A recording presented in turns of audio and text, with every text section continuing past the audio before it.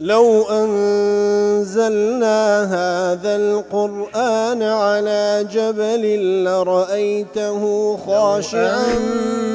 أنزلنا هذا القرآن على جبل لرأيته خاشعا أنزلنا هذا القرآن على جبل لرأيته خاشعا متصدعا من خشية وتلك الأمثال نضربها للناس لعلهم يتفكرون.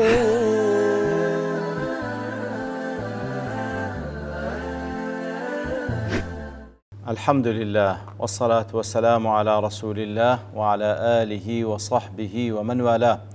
السلام عليكم ورحمة الله. برزان خوش حالم لواني 1146 لواني كاين تفسير القرآن في رزبين وخزمتان بمن بس رزامن رب العالمين وهي وادار مئوي آزي السودي لور بقرن. أعوذ بالله من الشيطان الرجيم. بسم الله الرحمن الرحيم. ألا إن أولياء الله لا خوف عليهم ولا هم يحزنون الذين آمنوا وكانوا يتقون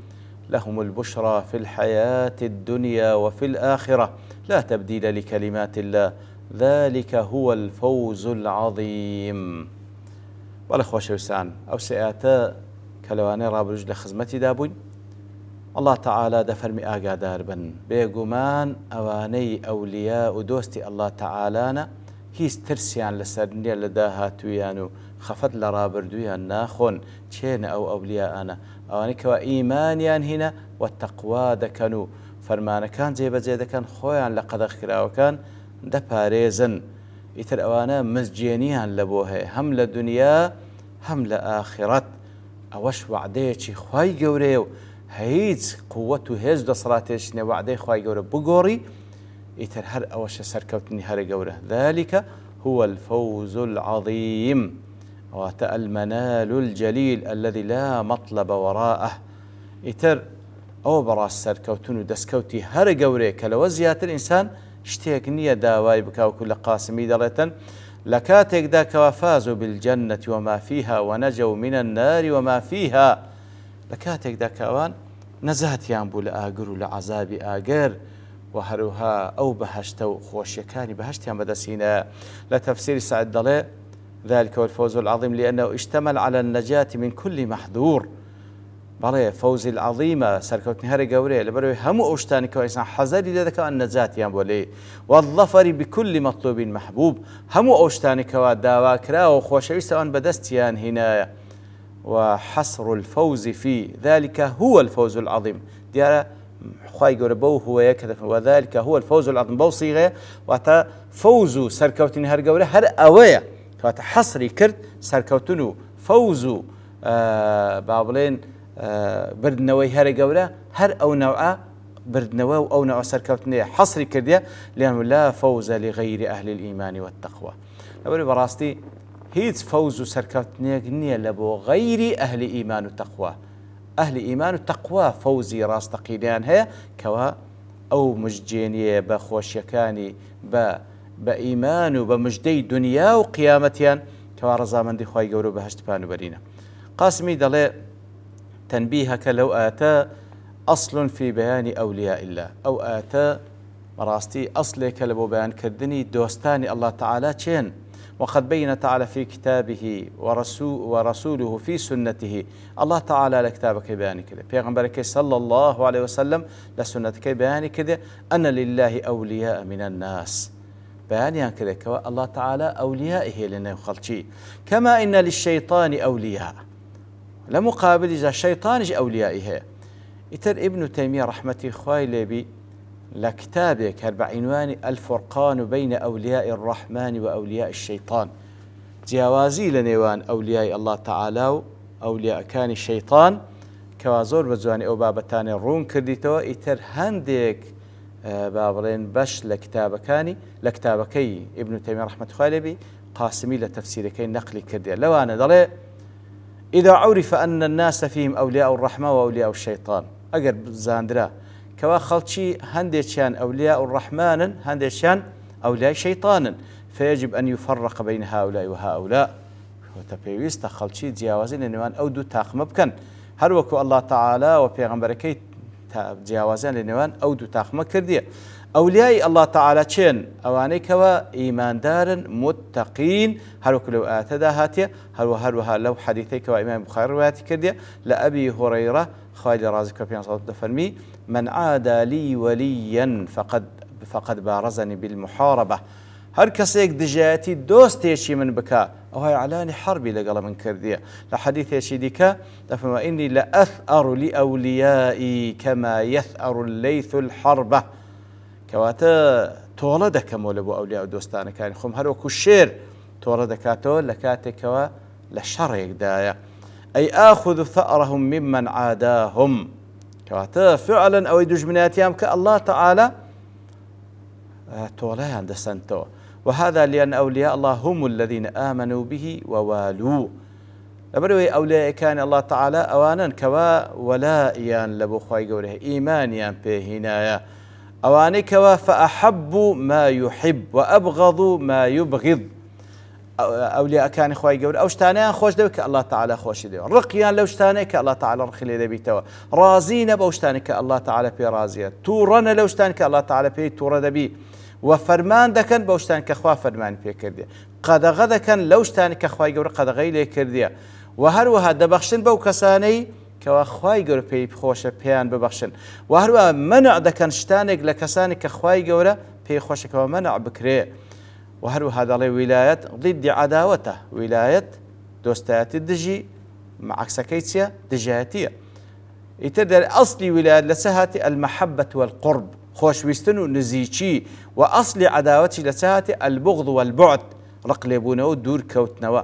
و چاکترینی ئەولیاءەکانی ئەڵڵا تەعالا و لە سەروی هەمویان پێغەمبەرەکانن عەلەیهیمو سەڵاتو وەسەلام و لە هەموو پێغەمبەرانی زیاتر ویلایەتیان هەبێ لای خوای گەورە سوبحانەهو وتەعالا لەناو ئەنبیاءەکان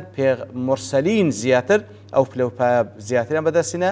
و لەناو ئەوانیش ئولو العەزم لە سەروی هەمووشیان محمد المصطفى صلى الله عليه وسلم كوا خاتمي أنبياء وإمام متقين كوا خواي جور سبحانه وتعالى نارديتي بتساكترين كتاب كان خوي كقرآن بيروزا وهروها تساكترين شريعتي بيو ناردية كوا أو شريعته جياكروي لنيوان أولياء كان الله تعالى لنيوان دجمن كان الله تعالى فلا يكون وليا لله إلا من آمن به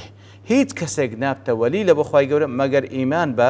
پێغەمبەر بینی صلی الله علیه وسلم و بە ئەو شریعەتێکەوە پێغەمبەر هینایەتی صلی الله علیه وسلم و ئیتیباعی پێغەمبەر بکات صلی الله علیه وسلم لە ظاهر و لە باطن. ئیتر هەر کەسێک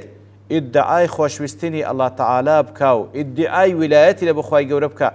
بە دوای پێغەمبەردا نەڕوا صلی الله علیه وسلم ئیتیباعی پێغەمبەر نەکات صلی الله علیه وسلم ئەو کەسە بە هیچ شێوەیەک وەلی خوای گەورە نییە. بل من خالفه كان من أعداء الله وأولياء الشيطان. هر كسك مخالفة پیغمبر صلى الله عليه وسلم إيماني بينيني أواد يكك لدجمنا كان الله تعالى أولياء الشيطان أجر سي لنا وخلتش ده واتبقان أو كسا ولي لبو خواي قول سبحانه وتعالى بهيش شيء أنا ولينين يتدلي وكو زولكو نصراني كان كوا ادعاء كان أوان أولياء الله تعالى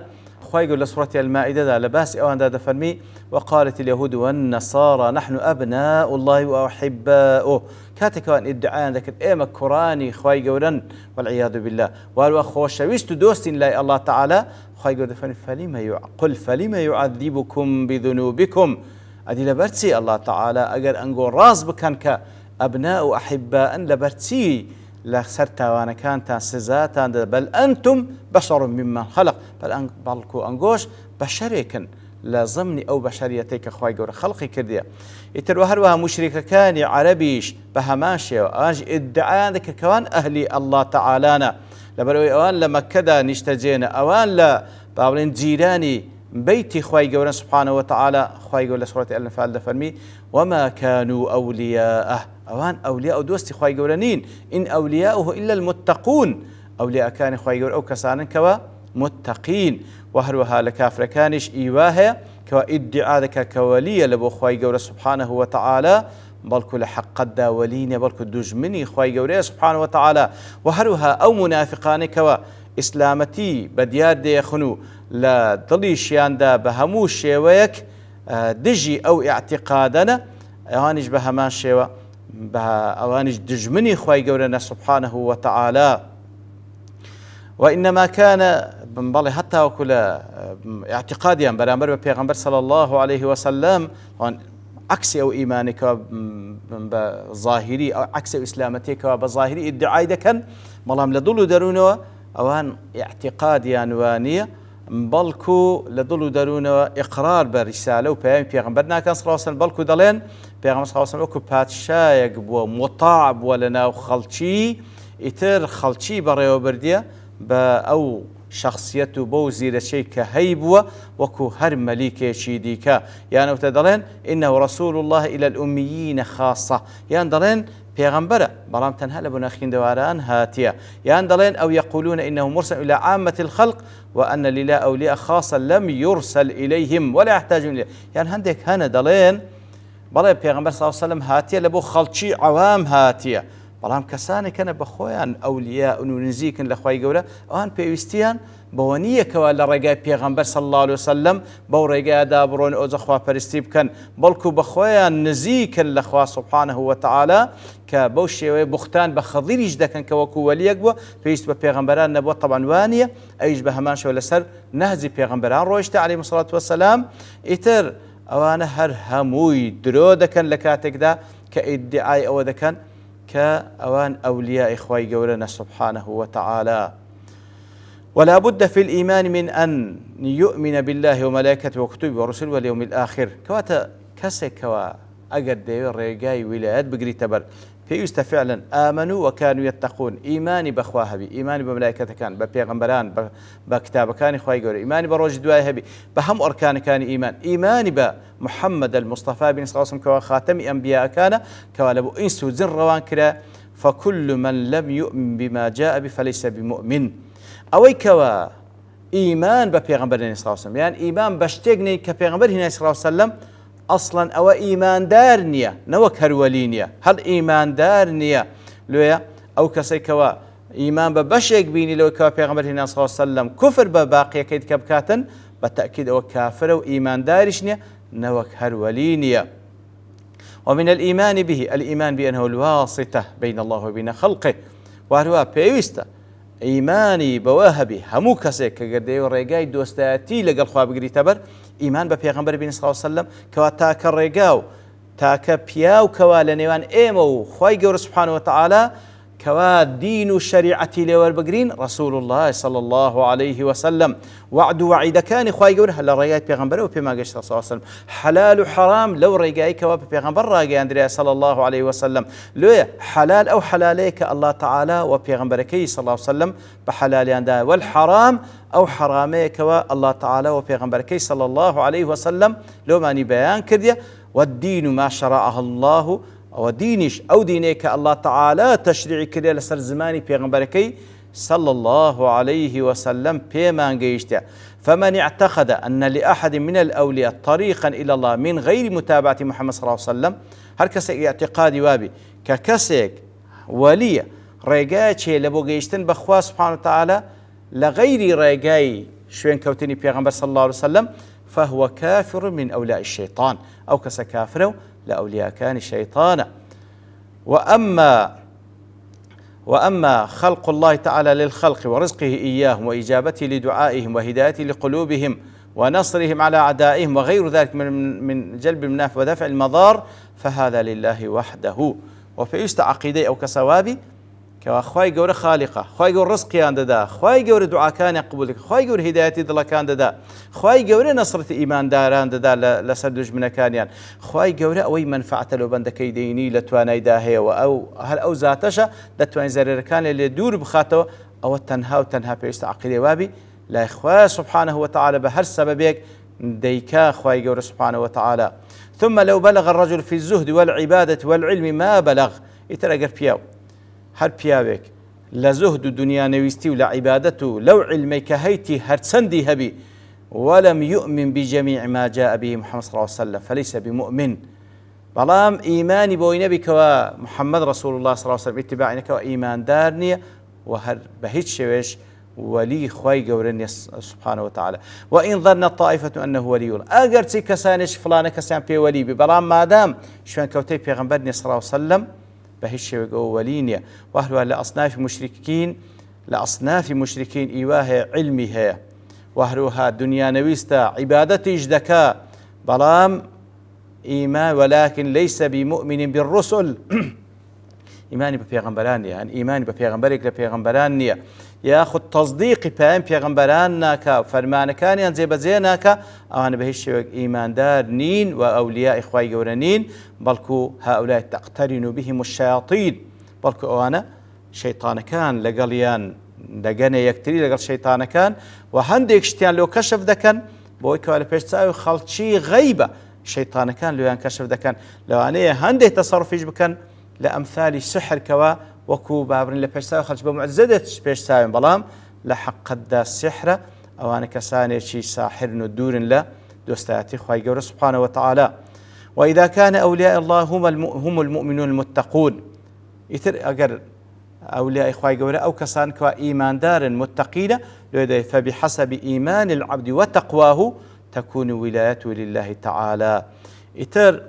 لقدر إيمان تقوى كي ولايته لبو إخوائي قولا سبحانه وتعالى ولي إخوائي قولا هرتسند لإيمان ولتقوى كامل تربي ولا أكي ولايتكي بابرين درزي ولياتي لإخوائي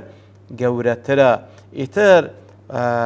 زوجتي تربازك ورام تبرتاوبون كاد دوستين يعني حتى يقلو شتانك وإشارة بيدا زور زاران ضلي مثلا فلان الشيت هو ولي خواي قوري براستي واش قصي شي نقنزاوة چونك أصلا الشيت مكلفنية كمكلفنية واتا مكلفنية بإيمانه بالتقوى إتر بت أو كابرا أبوي تولي خواي قوري سبحانه وتعالى كوات براستي أقصانا غلطة أو كسي كمكلفنية أصلاً هيتي لسرني لروج قيامة حسابي لقلدك لروج كان اختبار دكريتوا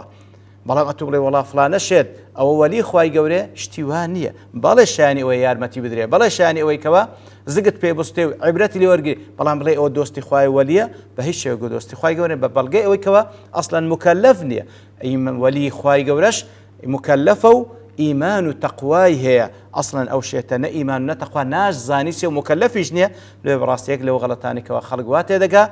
كوا أو شيء كان ولي خواي قولنا بهالشيء أو اشتاج راس تدرسني بالكو تعريفي وليشسية الذين آمنوا وكانوا يتقون لخواي قول دفارين لو كسانبين كوا فعلاً لإيمان ولا تقوى لو كسانبين كوا بقينا مرتبي أولياء إخوائي قول سبحانه وتعالى. وصلى الله وسلم على نبينا محمد وعلى آله وصحبه أجمعين